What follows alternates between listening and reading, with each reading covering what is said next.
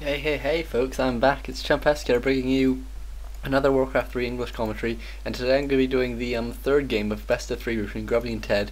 These two have had such a tremendous history. Whenever they have best of 3s, it always comes down to a really tense third game. And this is exactly the same. This is from WEG. It's the semi-finals, so the winner of this will go off to play Moon in the finals, and it will be there's such a huge amount of money involved. I think first place gets $14,000, second place gets 6,000, and third place gets pretty much nothing. So well worth winning this game. And as I said, it's 1-1 at this point. I haven't covered the first two games because they were, I think, less interesting. First game, Grubby goes Farseer. Second game, he goes Blade Master, and TeD goes Fiends every game, and that's exactly what he's doing here. And we'll have to see what Grubby goes for. This is actually a pretty okay Farseer map. Obviously Blade Master, there's some alright Blade Master creeping early on, but late game I think Farseer actually can really shine in this map. And so we'll have to see what Grubby decides to do, and he will be going for a Blade Master, and obviously TeD will be going for a Death Knight. TeD obviously going for a very centered build, obviously trying to block off this gold mine as quickly as possible, just so that Blade Master can't slip in. In game 1, Grubby does some very nice harassing with his Feral Spirits. He actually sends TeD about 1,400 gold down, because he managed to take down three of TeD's acolytes while he's teching, and so it means that he can get pretty much, he mines so little gold, it means he has no money for a sort of slaughterhouse or a lich when he hits tier 2, and it really can be so critical. And that was because Grubby had, well, actually he had both Feral Spirits that could jump over the gap that TeD created, or over the blocking TeD created, and also he got Lightning Shield while creeping. And Lightning Shield on Feral Spirits combined with Chain Lightning against Acolytes, really, there's not really much you can do, and it was just so powerful, and that was really strong for Grubby. And meanwhile, Grubby going up for some scouting. He did scout the close position first.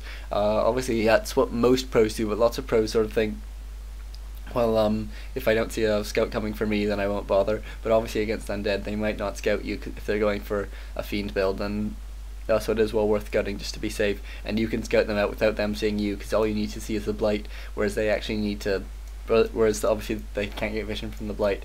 And so TeD being forced to do some late scouting here is now bringing out this Crypt Fiend, and we'll scout that peon, but won't actually know what it means. Does scout that Grubby isn't there, and so he doesn't actually know which one of these two positions he's in, because that Death Knight will be out soon enough that he doesn't want to waste his time with the Crypt Fiend. Meanwhile, the Blade Master is now doing some pretty simple creeping, has sold a CP, bought a circlet, and picked up a gloves, obviously, and we'll just creep out these two ogres and then move on to somewhere else, maybe creep out this camp here. And TeD meanwhile going for an equivalent camp, but I imagine he's going to creep out all 4 creeps, just because obviously you don't have the mobility with a level 1 Death Knight that you do with a level 1 Blade Master. And yeah, Grubby is now going in for this camp here. Does pick up a, what did he pick up? He picked up a Mantle of Intelligence, not a brilliant item, but for this point in the game, it will be very nice for either Shadow Hunter or Terran Chieftain, depending on what Grubby decides to go for next. And TeD picking up a Claws, certainly a decent item for him. It would be very nice on the Lich again. So both heroes picking up some nice items for their second hero, as well as Grubby picking up, obviously, Circling Gloves, both very nice Blade Master items. And Grubby now moving into this camp here. I'm not sure if he's scouting out because he thinks TeD's creeping it, or he wants to pick up a Boots, but probably he's going to pick up a Boots because there's the first Out of Night and there's the Boots there. And we'll now move on to creeping this camp here. Grubby saw his scout peon actually just hanging about, and I think TeD probably saw that, and so decided to go just use the dust there, because that killing that one creep is very nice. And Grubby getting a very nice block here, and doesn't manage to kill the Fiend by the looks of things, but it does have to waste a coil and still take a lot of damage on it. And so some very nice play here by TeD, and he does managing to get out that one Fiend, actually taking the hard decision to turn the Fiend around and go sort of the longer way, despite the fact that that's where the Blade Master was as well. But it did obviously pay off, and I think he probably would have lost that Fiend otherwise, but it can be a very tricky decision to make, and you do have to make it in a split second as well. And Grubby just picking up these last couple of creeps, has now hit level 2, and let's just run off after that. And tech or sort of about 3/5 of the way down for TeD, and slightly more for Grubby. Grubby, you can see he's gone for a pretty open base build. He'll probably put another burrow here, and it really depends on how he's feeling that day, but there's lots of nice places out the front for maybe a bestiary here and a war mill or a spirit lodge, depending on exactly what tech he's going to be going for. And Grubby now salving up and just running into Ted's face. He does scout the armies around, and I think that's all we really need to know. There's not really much variation that's possible in this build for Ted. He does have to stick to a very prescripted play, and I think Grubby's just getting out for this Death Knight to see if he has a sacrificial skull, because in both of the other games that Ted's played in this competition against Orc, they're both against Lynn. They're both best of ones, and Ted won both of them, which is obviously a tremendous playing for him. And actually, one of them was on Turtle Rock as well, where Ted picked up a sacrificial skull at tier 2, came in with a lich statue. So it was a lot like the game actually I commentated. Apart from me, Ted went for a bit later attack, went for a bit later push. He didn't try and kill the bestiary while it was building. He instead put up a couple. Slaughterhouse, got a couple statues, and then went in for his push, and it was still very nice play by him. And Ted has now hit tier 2, is building a slaughterhouse and a sacrificial pit. This is something undeads are doing quite frequently now. And oh, actually, I remember this bit from the observers from when I was observing the game before. I think Grubby is going to get a 4 point surround on the skeleton at some point, and it will be sort of. Maybe not. Oh no, maybe here it is. Yep, here it is here. And then when the commentators saw that, they just went crazy, as if like 4 peons had just surrounded and killed a Death Knight or something. When they saw that, they just went absolutely mental. I remember thinking it was hilarious. And anyways, yeah, the sacrificial pit is now being built. Ted's built a sixth acolyte as well. Obviously, that's it's pretty useful to do that, just so you can build these buildings that can bring one off gold for a bit. And the Lich is now out as well. Obviously, still tier 2 for Ted, so no orb, but that early shade is very popular these days, and actually tier 3 Ted as well, for Ted as well. And that early shade can be very effective, because it can just mean that it's so much harder for the Blade Master to harass this in this game now. And the Torrent Chieftain is now out. Picked Aura first. Only a Bestiary and a War Mill for Grubby. No Spirit Lodge, and this is.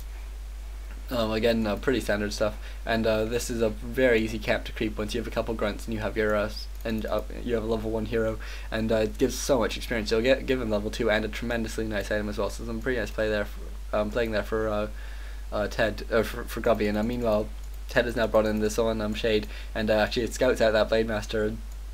Will force Grubby to stay on the run, and Grubby just runs in anyways and tries to pick up the item, but he's a bit too late and doesn't quite manage to get it, and so we'll just be forced to run onwards.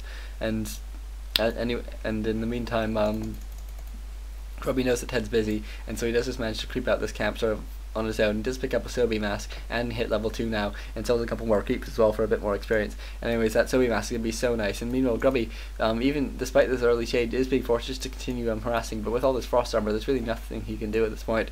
And this is sort of one of the advantages of going for the shade, is that Grubby knows there's a shade about, and so he needs to be very careful with what he actually tries to kill, what he tries to risk. And he has picked up an invuln pod as well. I think he just needs to be he knows he needs to be very careful at this point. And picking up a boots, actually combined with aura, it's not too important, but certainly it's not terrible. And Grubby bringing in the rest of his army now, just to try and make the most of this creeping that Ted was doing. And I'm managing to get in the snare, even though that thing does have frost armor. Grubby does manage to get a very nice stomp off, and will manage to kill at least one fiend, and will force Ted to continue moving back. And Grubby being forced to use his invuln pot there though, because obviously the Blade Master was low, and a Call Nova can really take down a Blade Master quite quickly.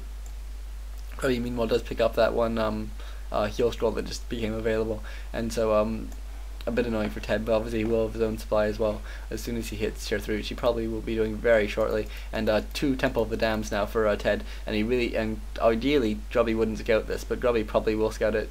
And obviously that Temple of the Dam means that Ted will be going for his some experience there for Grubby, very nice, hitting level 3 on Torrent Chieftain.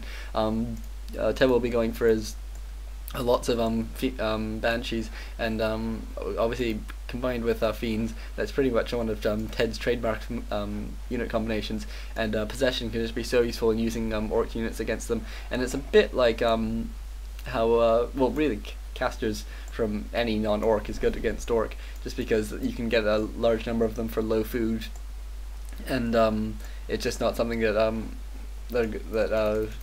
orcs are good at dealing with, because their armies tend to consist of very high food units. And so when Grubby does scout this out, I'm not sure if he has actually already, with that shade, it's going to mean that it's going to be the Grubby's going to be a bit warier about actually scouting at Ted's face. So we'll have to see whether or not we see a change of tactic or how soon we do see a change of tactic.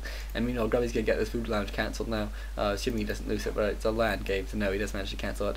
And TeD actually is picking up his Tinker a bit earlier than I was expecting, because that with that peon out, that's definitely going to mean that Grubby's going to know what's going on now, because you really only go Tinker against Orc when, as an undead, when you're going for Banshees, and that obviously because it's the same as why you choose a Tinker with dots, just in terms of sort of blocking and lots of damage to raiders, and really actually being very nice all round. And now Blademaster finally hitting level 3 very late, meaning that he can now pretty much go off and harass and leave the Torrent Chieftain to it. But it looks like Grubby is going for a creep jack here, but not managing to actually find anything. I think he wants that creep jack early on, just because it's pretty nice to catch him when he has so much economy invested in all these Temple of the Damned, but no actual units at this point. He has managed to get out his second Banshee now, though. I imagine only Adept training at this point. Yeah, only Adept training, and so that Master training is halfway done, though. And obviously a curse is very nice on against the Blademaster as well, if he can get it. Grubby has put up